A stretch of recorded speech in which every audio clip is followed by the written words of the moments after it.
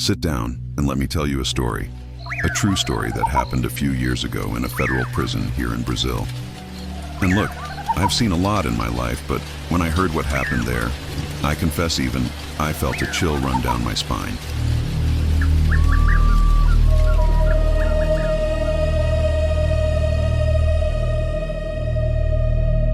It was March 2019, an ordinary Tuesday, one of those days when you think nothing is going to happen. At the Catanduvas Federal Penitentiary in Paraná, one of the most secure prisons in the country, worked a guard named Paulo Mendes, a serious man, meticulous, the kind who took his job very personally. 8 years in that same routine, 5 nights a week. That night, Paulo was walking through Block C doing the 10 p.m. head count. Every cell, every prisoner, everything in order as always. But when he reached cell 7, he stopped. The door was ajar. Only by a few centimeters, but enough to break the absolute order required in a place like that. Paulo pushed the door slowly. The creak of metal echoed through the empty corridor. He clicked on his flashlight and illuminated the interior.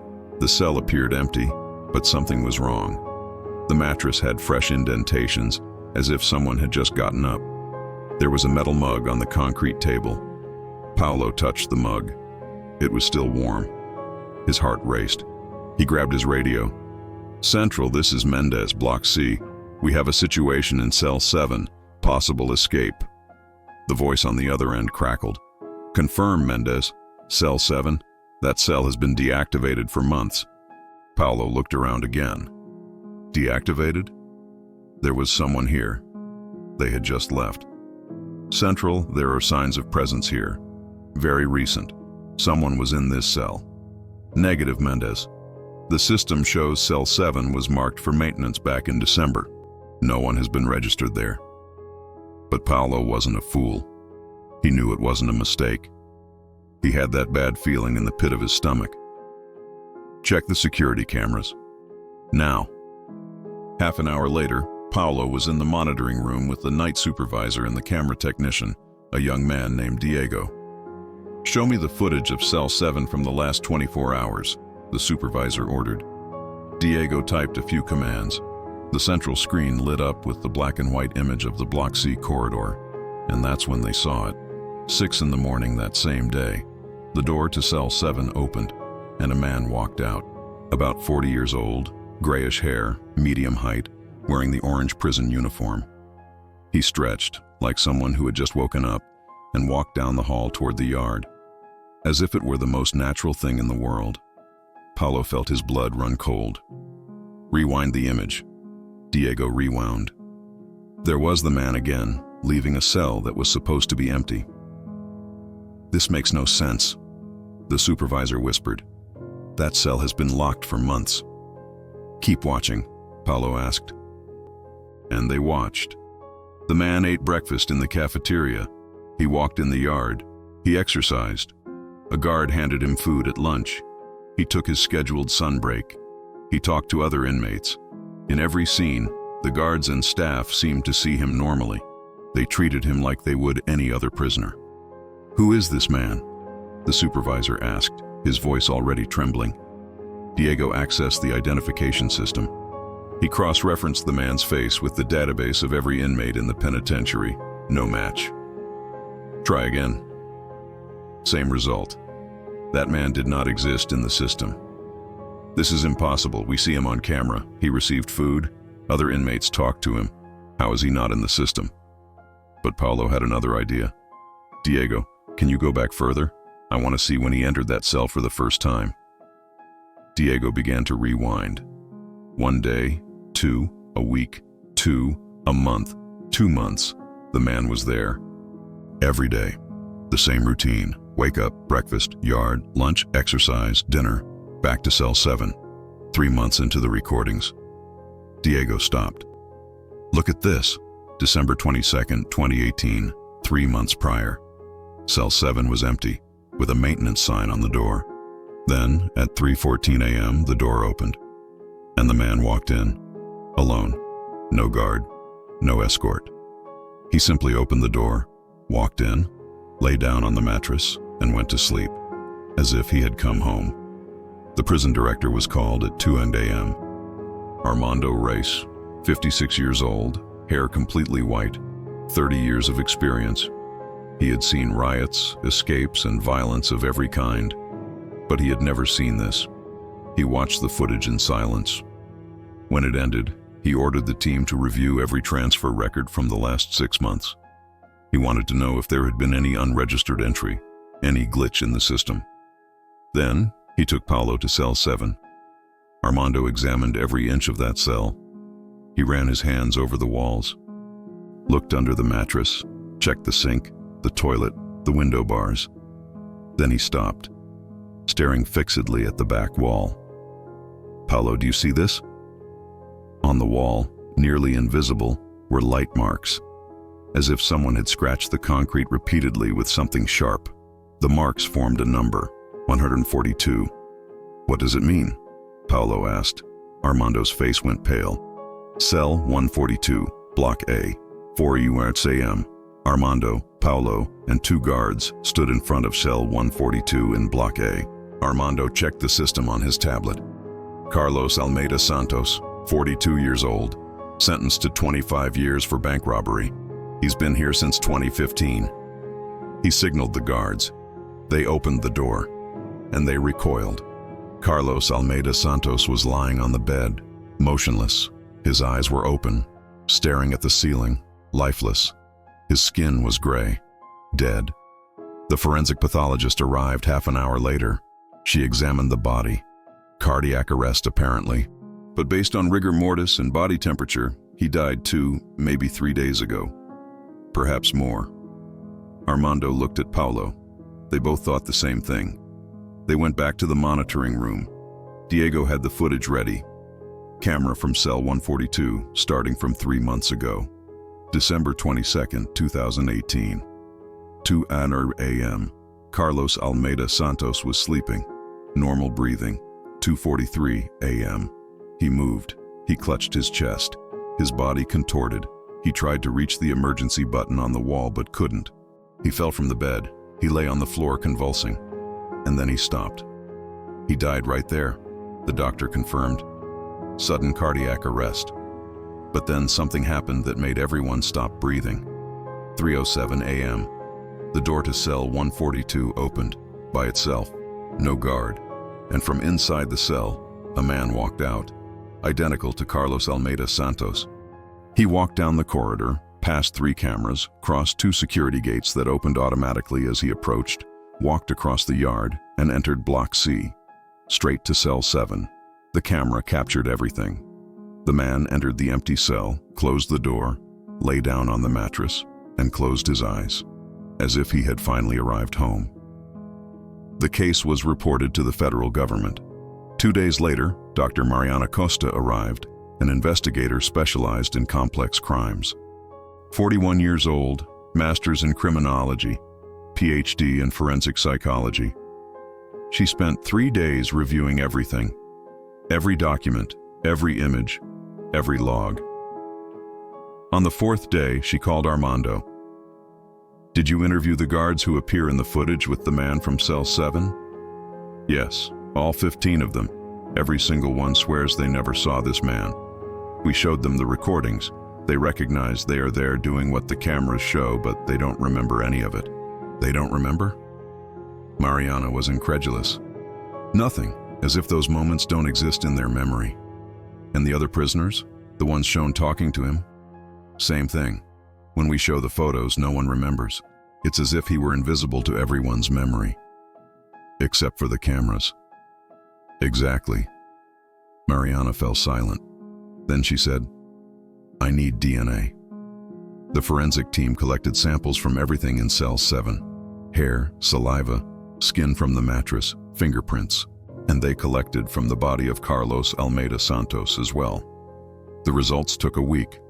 When they arrived, Mariana read them 3 times before believing.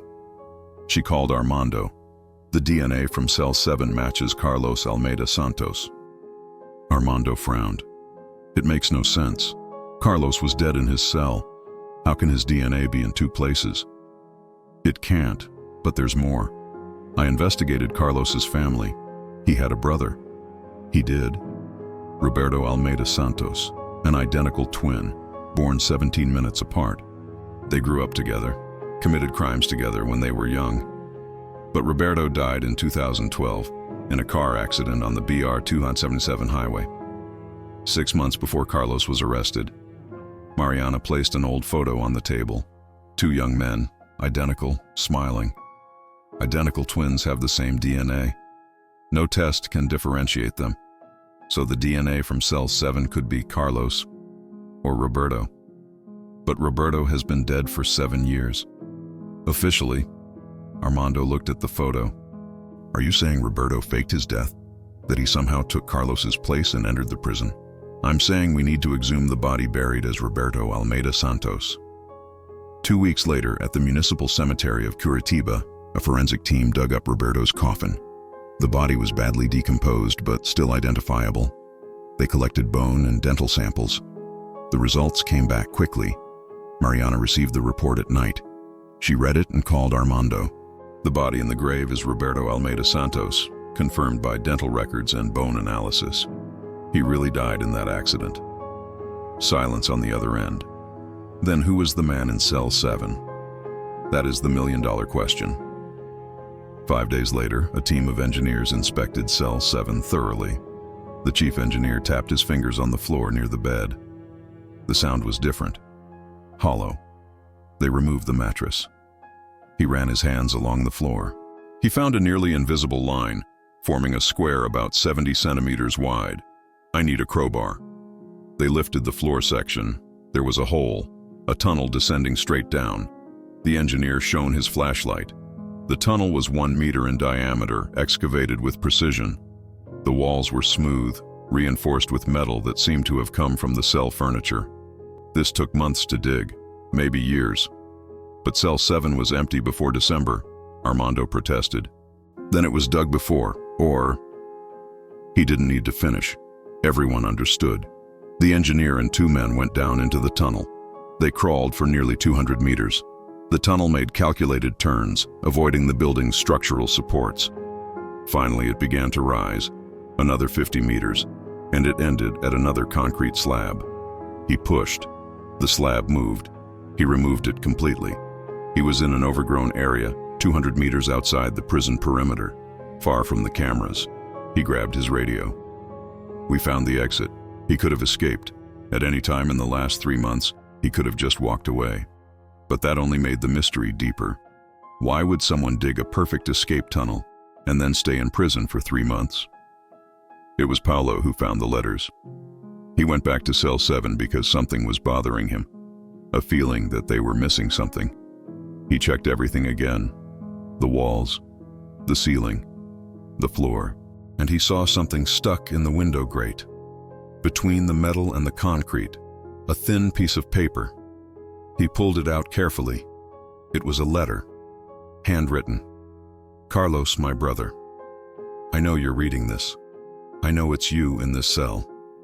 I always knew you weren't the Roberto who died that day. You switched places with him, didn't you? You were driving. You were the one who caused the accident.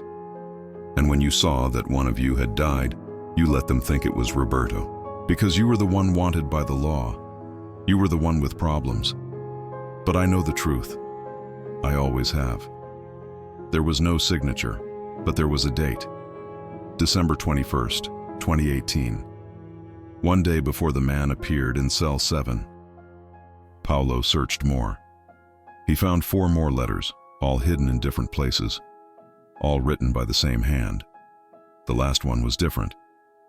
You spent 7 years living my life, serving my sentence, sacrificing yourself for me, because you knew I had a family. I had a 3-year-old daughter, and you had no one. You took my identity and came here in my place, but I can't live with this guilt anymore. I can't let you die here paying for crimes that were mine. So I'm going to give you something you never had, a second chance. The tunnel is ready. Use it. Live the life that should have been yours, and forgive me. The letter ended with 1 word: goodbye. Mariana gathered all the evidence, the letters, the logs, the footage, and finally she pieced together the story. An impossible story, but it was the only one that made sense. In 2012, two brothers were in a car, identical twins. One of them, Carlos, was wanted for bank robbery. The other, Roberto, had built a normal life. He had a wife, a little daughter. There was an accident. Terrible. One of the brothers died. But it wasn't Roberto who died. It was Carlos. Roberto, in panic and desperation, made a decision. He would switch identities with his dead brother. He would take Carlos's name, and when the police caught him, he would go to prison in his brother's place. Why? To protect his family, so his wife and daughter wouldn't have to carry the weight of having a criminal in the family. So they could move on, thinking that he, Roberto, had died an honest man. He went to prison. He lived as Carlos for 7 years. No one noticed. But then something happened. Maybe guilt, maybe the weight of the years. Maybe he simply realized he was wasting the only life he had. He started digging a tunnel. It took years, meticulous work, inch by inch, dug in the hours of silence when the guards weren't looking. And finally, it was ready. But then he had a heart attack. In the early hours of December 22nd, his heart simply stopped. But the story doesn't end there. Because someone used that tunnel, someone left cell 142, walked through the corridors, and settled into cell 7. Someone who had the same DNA as Carlos and Roberto. Mariana presented 3 theories. First, Roberto didn't die. The heart attack was staged. He used some substance to simulate death, fooled everyone, and moved to cell 7 to execute the escape. But this theory had a flaw. The medical examiner was certain. Roberto was definitely dead. Second, there was a third brother, maybe adopted, maybe born out of wedlock, someone no one knew existed. But deep investigations into the family revealed nothing. Third, Mariana hesitated. Because it was the most disturbing. What if Roberto really did die that night? And what if what the cameras captured afterward wasn't a living man, but something else? She didn't elaborate. She didn't need to. Everyone in the room understood. Today, cell 7 is sealed. The tunnel was filled with concrete. The letters are filed in a case that remains officially open. Guards who work the night shift still report strange things. Sounds of digging coming from where cell 7 used to be. Shadows moving in the corridors when no one should be there. The cameras still catch anomalies every now and then. Blurred shapes. Figures that appear for a second and vanish the next. And the big question remains unanswered. Who was the man in cell 7? Was it Roberto, somehow alive, executing an escape plan? Was it Carlos, who somehow didn't die in the accident and came back to free his brother? Or was it something that should never have been imprisoned in the first place? Mariana still works on the case. Sometimes late at night, she watches the footage again. The man leaving cell 7, walking through the yard, talking to people who don't remember him. And she wonders how many other people live among us. Invisible to records, forgotten by memories, existing only in the shadows of reality. The case of cell 7 remains unsolved. The tunnel led to freedom, but no one knows if anyone used it. There are no witnesses, no tracks, only questions. And on quiet nights, when the wind blows through the bars of the Catanduvas Federal Penitentiary, some swear they can still hear it. The distant sound of someone digging, looking for a way out, or perhaps looking for something more.